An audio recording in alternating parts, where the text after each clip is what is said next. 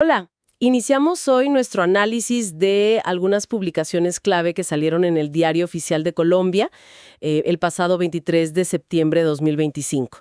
Hoy tenemos un menú variado, la verdad. Vamos a tocar temas de finanzas públicas, regulación energética, también algo de vivienda, empleo en el Estado y hasta administración de tierras.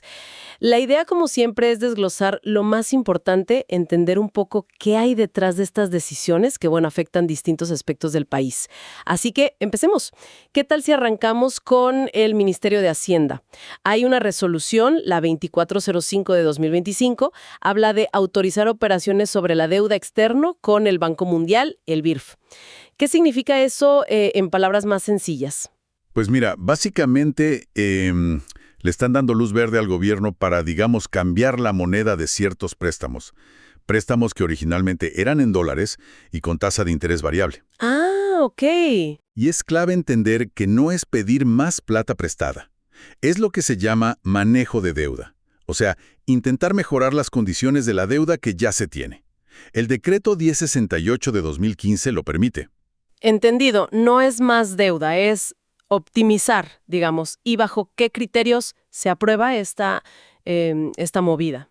Bueno, el Comité de Gestión de Pasivos, que es como el grupo técnico que revisa esto, puso condiciones bastante claras. Ajá. Primero, que la conversión no aumente lo que cuesta pagar la deuda, el servicio de la deuda. Segundo, que mejore el perfil general, o sea, que reduzca riesgos, por ejemplo. Claro. Y tercero, que la nueva tasa de interés sea buena, no, que sea más baja que las referencias del mercado, lo que llaman la curva all-in cost. Entendido. Y la pregunta del millón. ¿Por qué ahora? ¿Qué justifica hacer esto justo en este momento, según lo que dice la resolución? Pues, según la subdirección de riesgo del ministerio, argumentan que es un buen momento por cómo está el mercado. Ah, ok. Oportunidad de mercado. Exacto. Y además, ven que ayuda a mejorar la mezcla de la deuda al cambiar el tipo de tasa. Esperan que a futuro le cueste menos al gobierno. Y, claro, dicen que cumple todos los requisitos legales. Ya. Pero fíjate, hay un detalle interesante. Esta resolución deja sin efecto otra muy parecida, la 1980, que habían sacado apenas en agosto. Un mes antes. Eso sí llama la atención. Que se revoque algo tan reciente sugiere que la estrategia como que se está ajustando sobre la marcha, quizás por la volatilidad. Exactamente. Eso parece indicar. Muestra que están gestionando la deuda de forma muy activa, ¿no? Como tratando de reaccionar rápido a cómo cambian las cosas para reducir la exposición del país a las subidas y bajadas del dólar y de las tasas de interés. No es algo estático. Muy claro. Bueno, de las grandes finanzas pasemos al sector energético. La CREG, la Comisión de Regulación de Energía y Gas, también publicó varias cosas. Hay una que me llamó la atención. Involucra a Enel y algo que llaman Unidades Constructivas Especiales, o UCE. Suena súper técnico. ¿Qué son y por qué importan? Sí, suena técnico, ¿verdad? Pero imagínate esto. La CREG tiene como un catálogo, ¿no? Un listado estándar de todos los postes, cables, transformadores, todo lo que se usa normalmente en las redes eléctricas. Eso está en la resolución 015 de 2018. Ok, un catálogo estándar. Exacto. Entonces, las UCE son elementos, piezas, digamos, que una empresa como Enel necesita para un proyecto específico, pero que no están en ese catálogo estándar, o porque son técnicamente distintas, o porque se van a usar en condiciones muy, muy particulares. Entiendo. ¿Cómo cuáles? Por ejemplo, ¿qué puede hacer que un cable o una caja sea tan especial? Mira, en este caso, Enel pidió que le reconocieran varias. Por ejemplo, la N2L14. Esa se refiere a meter cables bajo tierra, pero con una tecnología que no necesita abrir una zanja gigante. Ah, sin zanja. Exacto. Algo necesario si tienes que cruzar una avenida muy transitada o una zona que no se puede tocar. O la N2E48, que son equipos como para poner bajo tierra también, pero con un aislamiento especial, en gas SF6 y súper protegidos contra inundaciones. Cosas así. Ya veo. Y la razón es que a veces otras entidades, como el IDU en Bogotá o la Secretaría de Ambiente, les ponen restricciones constructivas que obligan a usar esas tecnologías no estándar. Entiendo. Son como soluciones obligadas por el contexto de la obra. Y la CREG aceptó reconocerlas como especiales. Me imagino que eso afecta a los costos, las tarifas. Sí, la CREG aceptó reconocer algunas siempre y cuando en él presentara toda la justificación técnica y se confirmaran esas restricciones externas. Pero la CREG es muy clara en algo, ¿eh? ¿En qué? En que no te reconocen algo como especial solo porque sea más caro. Tiene que ser porque técnicamente es imposible usar las unidades del catálogo estándar por esas condiciones particulares. Si se puede usar lo estándar, aunque sea un poco más difícil, no cuenta como use. Ok, el criterio es técnico, no de costo. Eso es. Y bueno, la resolución aprovecha para aclarar otros detallitos técnicos sobre cómo se valoran ciertas partes en las subestaciones, que si por bahía o por celda, cosas que afectan cómo calculan las inversiones las empresas. Clarísimo. Ahora, cambiando un poco de escala dentro del mismo sector energético. Otra resolución de la CREG, la 502-1514. Esta prorroga el contrato de la Bolsa Mercantil de Colombia, la BMC, como gestor del mercado de gas natural. ¿Qué hace exactamente este gestor y por qué es importante la prórroga? El gestor del mercado piénsalo como el director de orquesta del mercado mayorista de gas. Es el que se asegura de que todas las compras y ventas de gas entre las grandes empresas se hagan de forma ordenada, transparente, eficiente. Un rol súper clave. Ajá. La BMC ya venía haciendo ese trabajo y pidió seguir. Entonces la CREG tuvo que evaluar cómo lo habían hecho. Y para eso usaron auditorías externas, de Ernst Young en este caso. ¿Y qué tal les fue en la evaluación? ¿Cumplió la BMC con lo esperado? Pues según los informes de auditoría que cita la CREG, sí cumplieron.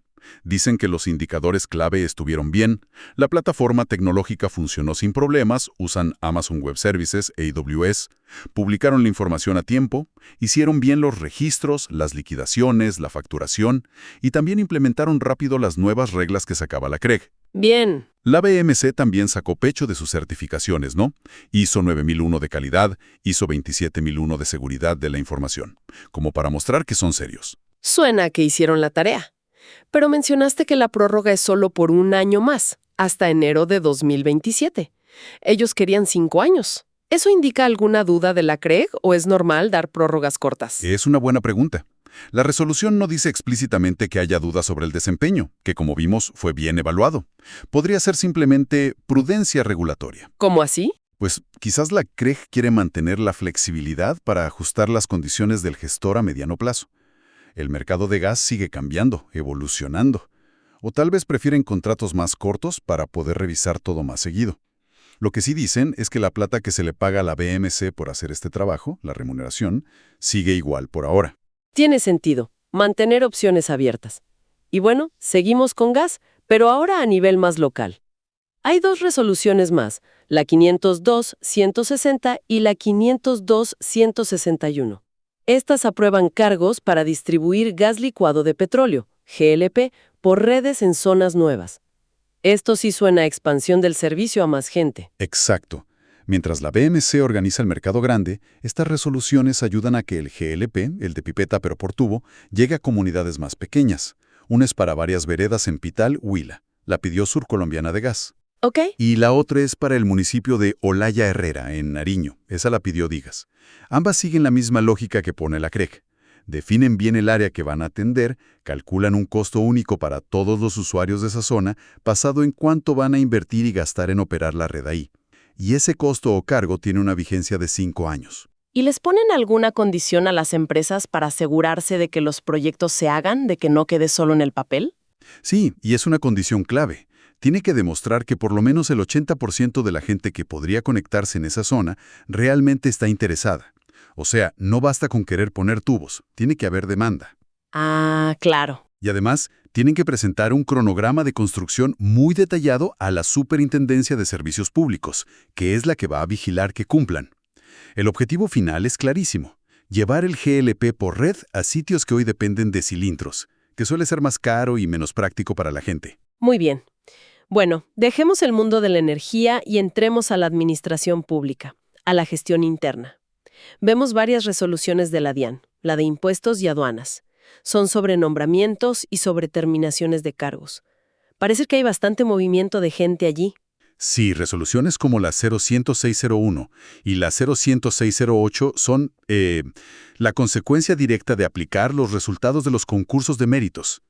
Hay un decreto ley, el 927 de 2023, que es muy claro. Si un puesto está ocupado por alguien en provisionalidad, o sea, temporalmente, y esa plaza se gana por concurso, pues el provisional tiene que salir para que entre el que ganó. Claro, el mérito. Exacto.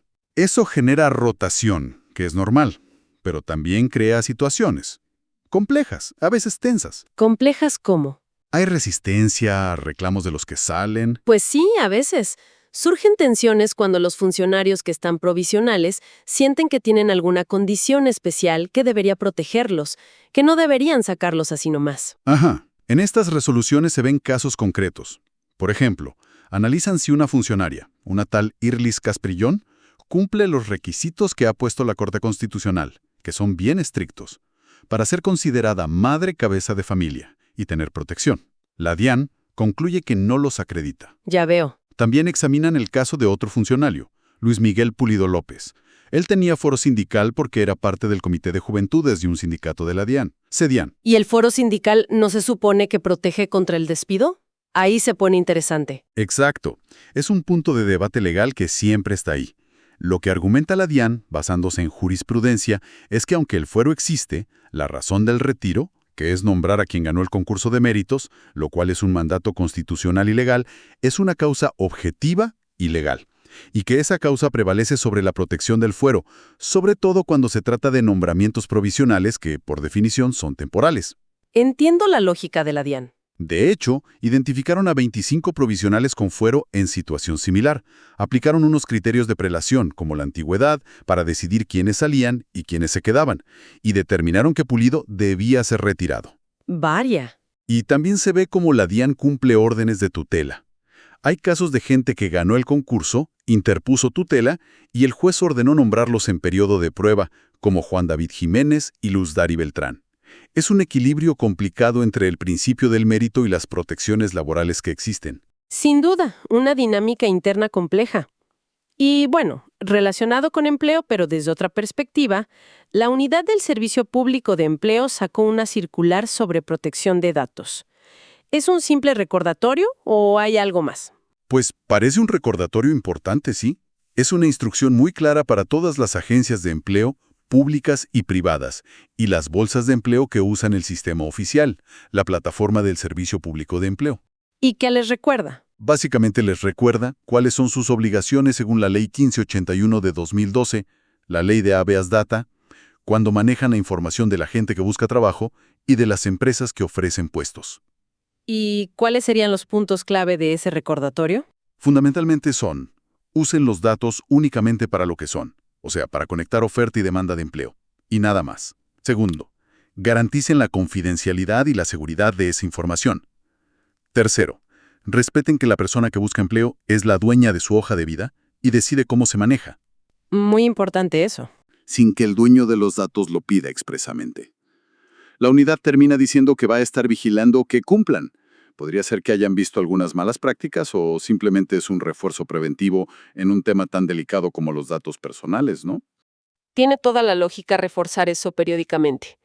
Bueno, cambiemos ahora el foco hacia el territorio, hacia la tierra.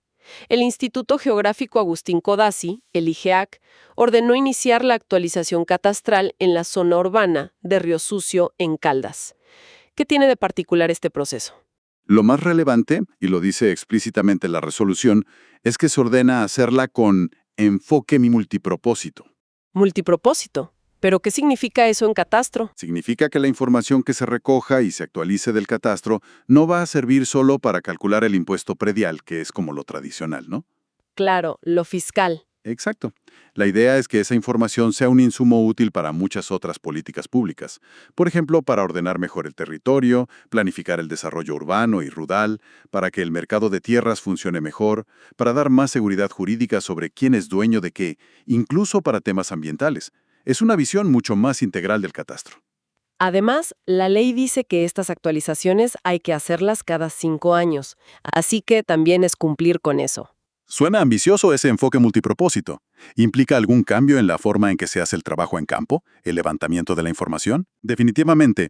Y mira, un aspecto que me parece crucial en esta resolución para Río Sucio es que reconoce formalmente que en ese municipio hay presencia de pueblos indígenas y también de comunidades negras, afrodescendientes, raizales y palenqueras. Ajá, reconoce la diversidad étnica. Y no solo la reconoce, sino que ordena aplicar los protocolos específicos de consulta previa, libre e informada con los pueblos indígenas, y unos lineamientos particulares que sacaron en 2021 para las comunidades negras. Esto es fundamental para asegurar que el proceso catastral, aunque sea multipropósito, respete sus derechos territoriales y culturales, que no se les pase por encima, digamos. Qué importante esa inclusión explícita y los procedimientos diferenciados. Sí, lo es. Y bueno, como dato, el proyecto lo cofinancian entre el IGAC y la Gobernación de Caldas. Bien por Río Sucio entonces. Saltemos ahora brevemente a otro sector regulado, Coljuegos. Sacaron una resolución, la 2025-002-304, sobre juegos de suerte y azar por Internet. ¿Qué modificaron ahí? Básicamente, lo que hicieron fue darles más opciones a los operadores de apuestas online, los que están autorizados en Colombia, sobre cómo pueden garantizar que van a pagar los premios y que le van a devolver la plata a los jugadores si es necesario. O sea, la garantía que tienen que poner. Exacto, esa garantía financiera. Antes parece que tenían menos alternativas para constituirla. ¿Y ahora qué alternativas tienen? ¿Se relajaron los requisitos o...? No diría que se relajaron, sino que se diversificaron las herramientas que pueden usar. Ahora pueden escoger entre 3 cosas. Un encargo fiduciario, que es como poner la plata en una fiducia. Presentar un aval bancario, o sea, la garantía de un banco, o incluir esta cobertura como un amparo específico, una cobertura adicional, dentro de la póliza de seguro grande que ya les piden para garantizar que cumplen el contrato de concesión en general. Ah, ok, ¿más flexibilidad? Sí, la idea parece ser darles más flexibilidad operativa, que puedan elegir la opción que mejor les funcione, pero sin bajar la guardia en la protección al jugador. Siguen exigiendo que los bancos o fiduciarias que usen estén vigilados por la superfinanciera y que tengan calificaciones de riesgo muy altas, AAA. Parece más una adaptación a cómo funciona el mercado financiero hoy en día. Entendido, más opciones pero manteniendo la seguridad para el apostador. Y bueno, llegamos al último bloque de hoy, que parece el más voluminoso. Una verdadera balanza de resoluciones de Fonvivienda, el Fondo Nacional de Vivienda. Muchísima actividad relacionada con subsidios. ¿Podemos tratar de resumir qué está haciendo Fonvivienda? Sí, es impresionante la cantidad de resoluciones, la verdad. Refleja una gestión muy intensa de los diferentes programas de subsidio familiar de vivienda, tanto el SFB como el SFBR, que es el rural. Yo creo que podemos agrupar lo que están haciendo en varias categorías para entenderlo mejor. A ver, ¿cuáles serían esas categorías? Bueno, primero y lo más obvio, hay muchas asignaciones de subsidios. Están dando subsidios para mejoramiento de vivienda en ciudades. Ahí vemos convenios con alcaldías o institutos locales, con la Secretaría de Hábitat en Bogotá, con ISVIMED en Medellín, también en Manizales, en Bucaramanga. O sea, el programa Casa Digna, Vida Digna. Exacto, ese es uno. Pero también asignan para vivienda nueva rural bajo el programa Mi Casa en el Campo. Vemos casos en Necoclí, en Buenaventura, en Orito, Putumayo. Ajá. Y hay subsidios muy específicos. Por ejemplo, cumpliendo órdenes de jueces para víctimas del conflicto a las que les restituyeron tierras en sitios como Valle del Guamúes o el Carmen de Bolívar. Y por supuesto, siguen asignando del programa Grande Mi Casa Ya. Incluso mencionan algunos casos donde aplican la concurrencia, o sea, combinan el subsidio del gobierno con el de las cajas de compensación. La variedad de programas es enorme. Se ve un despliegue muy amplio, sí. ¿Qué más se ve en las resoluciones aparte de asignar plata? Se ve toda la gestión administrativa que hay detrás de esos subsidios. Cosas que pasan todos los días, digamos. Por ejemplo, aceptan renuncias voluntarias de gente a la que ya le habían asignado un subsidio, pero que por alguna razón decide no seguir adelante, siempre y cuando no hayan empezado obras. Ah, eso pasa. Pasa. También corrigen errores que se les fueron en resoluciones anteriores. Un nombre de un municipio mal escrito o el apellido de un beneficiario que cambió legalmente. Cosas así. Declaran lo que llaman la pérdida de ejecutoriedad de subsidios muy viejos, de los años 2004 a 2009, que eran para arriendo de desplazados y que nunca se usaron porque la gente después consiguió subsidio para comprar casa. Ya, subsidios que quedaron ahí flotando. Exacto. Y algo que me parece muy interesante y muy práctico. Asignan unos recursos adicionales que llaman delta de transporte. Delta de transporte. Sí. Es plata extra para cubrir lo que cuesta además llevar los materiales de construcción a zonas de muy difícil acceso. Mencionan Chocó, Guainía, Putumayo, San Andrés, Vichada. Sin esa plata extra, los proyectos de mejoramiento rural en esas zonas simplemente no se podrían hacer, porque los costos se disparan. Esto muestra que están tratando de adaptar la ejecución a la realidad logística tan complicada del país. Esa adaptación logística suena fundamental, sí. Y en cuanto a la gestión de los programas mismos, ¿se ven algunas tendencias o problemas? Pues se ven como las dos caras de la moneda en la gestión de los programas. Por un lado, le asignan un montón de cupos para mejoramiento rural a Antioquia, a través de Viva, que es la empresa de vivienda de allá. Eso muestra confianza en ese modelo de gestión. Ok, confianza en Antioquia. Pero, por otro lado, tienen que quitar cupos, liberar cupos que ya le habían asignado antes a varios municipios en la misma Antioquia y también en Caquetá y Nariño. ¿Y por qué? Porque intentaron contratar las obras de mejoramiento varias veces y los procesos se declararon desiertos. O sea, no apareció ninguna empresa constructora interesada en hacer el trabajo en esas condiciones o en esos lugares. Vaya, o sea que la plata estaba, pero no se pudo ejecutar por falta de contratistas. Exactamente. Y eso es un problema grave, porque el subsidio está aprobado, la necesidad existe, pero la plata no llega a la gente. Así que, en resumen, todo este paquete de resoluciones de Fonvivienda es como una ventana abierta a la enorme complejidad de implementar la política de vivienda en Colombia. Complejidad. Sí, porque ves la variedad de necesidades. Mejorar, construir nuevo, en ciudad, en campo, para víctimas. Ves los esfuerzos por cumplir compromisos con comunidades indígenas como el CRC, con víctimas. Pero también ves todos los tropiezos administrativos, errores, renuncias, los desafíos logísticos, costos de transporte y los problemas de contratación que enfrentan para que las cosas realmente pasen en un territorio tan diverso. Hemos cubierto bastante hoy, la verdad. Desde ajustes finos a la deuda externa, pasando por regulaciones energéticas súper detalladas, la dinámica compleja del empleo público, un catastro que busca ser más social y territorial, y esta actividad, frenética en vivienda que acabamos de ver. Si damos como un paso atrás, ¿qué panorama general nos dibujan todas estas decisiones del 23 de septiembre? Energético. Por otro lado, buscan implementar políticas sociales que son muy complejas, como la de vivienda, o gestionar el personal del Estado bajo reglas de mérito, pero también con protecciones. Claro. Y además se ve un esfuerzo constante por adaptar los procesos, ¿no? Adaptarlos a desafíos legales que surgen, a las realidades de cada territorio, a los problemas logísticos, incluso a la tecnología. Es como un microcosmos de lo que es gobernar cotidianamente. Y nos deja pensando, viendo justamente esa cantidad de ajustes tan específicos, ¿no? Desde corregir un apellido en una resolución, hasta tener que asignar un delta de transporte para una región lejana, o liberar cupos porque no hay quien haga las obras. ¿Qué nos dice todo esto sobre el desafío monumental que es realmente traducir las políticas que se diseñan, digamos en Bogotá, en resultados tangibles, efectivos, para cada ciudadano o cada comunidad en un país con las complejidades y las diversidades que tiene Colombia? Es algo para seguir reflexionando. Muchísimas gracias por acompañarnos hoy en este análisis. Hasta la próxima.